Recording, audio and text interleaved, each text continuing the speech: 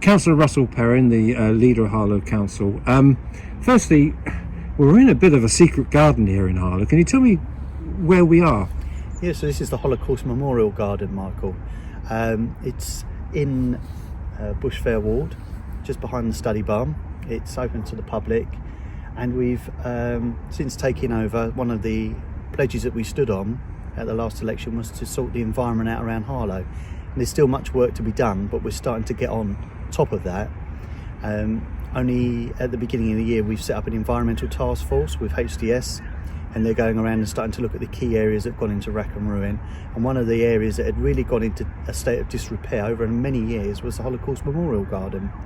We've just had a team of wonderful gardeners in from Clark's Gardens who have just brought it back to its former glory, and you can see here it's a wonderful place just to take a walk.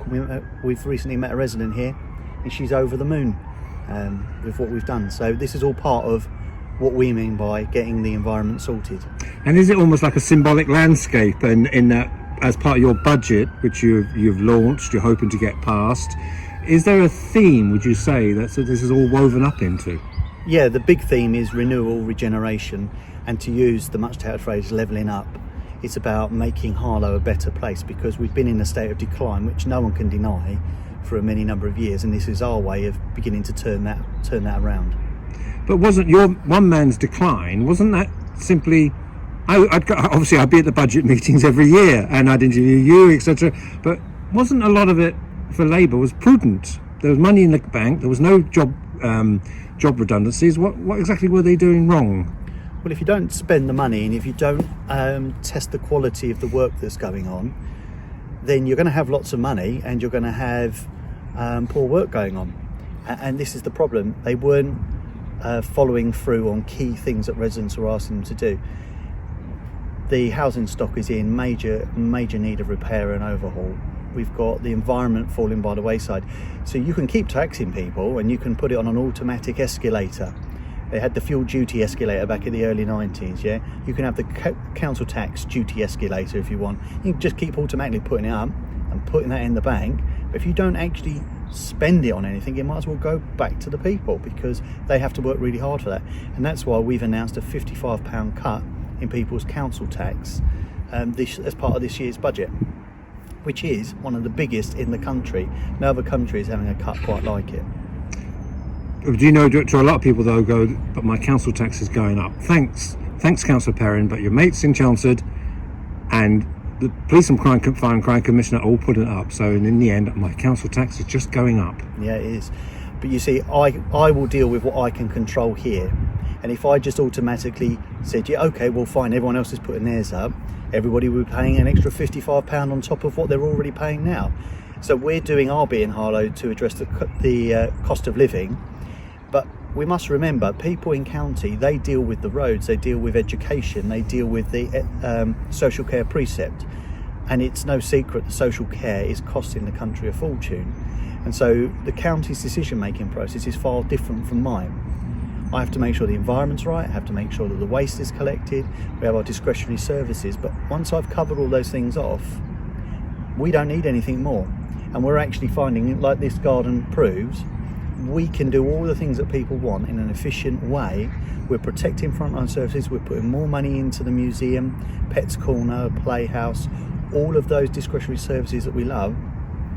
But as I have said to you year on year for the past 6 years while I've been in the shadow brief, they are taking too much off of us. They didn't need to put up the council tax. And so this £55 that we're giving back is proving that is 10 years worth of Labour rises that's just sat in the bank but hasn't been used.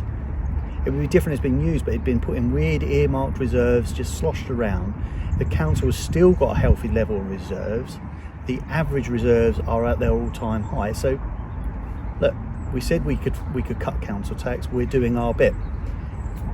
But is there a lot that's, I don't want to interview you on what you can't control. Sure. But and one of the big factors are things like the cost of living crisis. It's going to be a crisis. It's going to come in April. I know you've been out on the door today in Harlow with your budget, but also when it comes to April, there's a lot of factors that simply aren't in your control that are going to be, but people may blame the Conservative government. They may blame the Conservative government, but we have to focus on what we can do here, and that's what I'll do. And if everybody focuses on their piece of the pie and gets that right, then the whole will come together and be brilliant.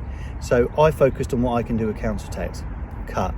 I've invested more into the environment, extra £6.4 million into the environment, £122 million 5-year investment to improve our council homes and our flats, £63 million going into all of our council owned assets. We're protecting all our frontline services. We're doing our bit. And if we do our bit, then hopefully the people of Harlow, and if they want to be swayed by what's going on elsewhere in the country, then they will end up with Labour back and the town will be in decline and all those other things will still be going on. So people have got to make a rational, and I think people will make the appropriate judgment, because I think too many people were sick and tired of Labour just neglecting their local environment, thinking they would forever and a day be in power in Harlow.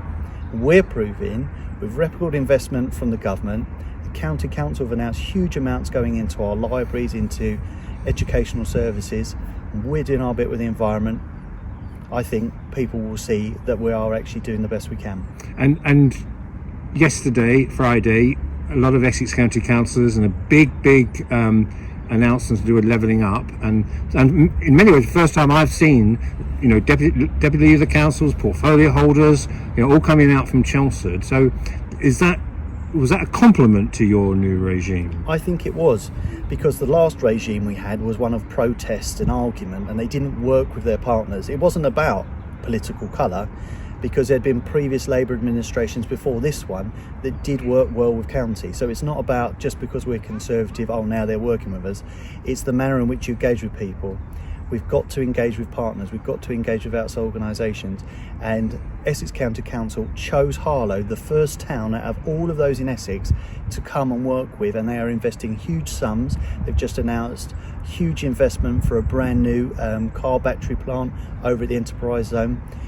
There is huge things happening here in Harlow now. People are looking at us and saying, yeah, we want to invest, we want to come to Harlow, because it's got the right political environment for us to be able to invest and to start up. And that's good for jobs, it's good for skills.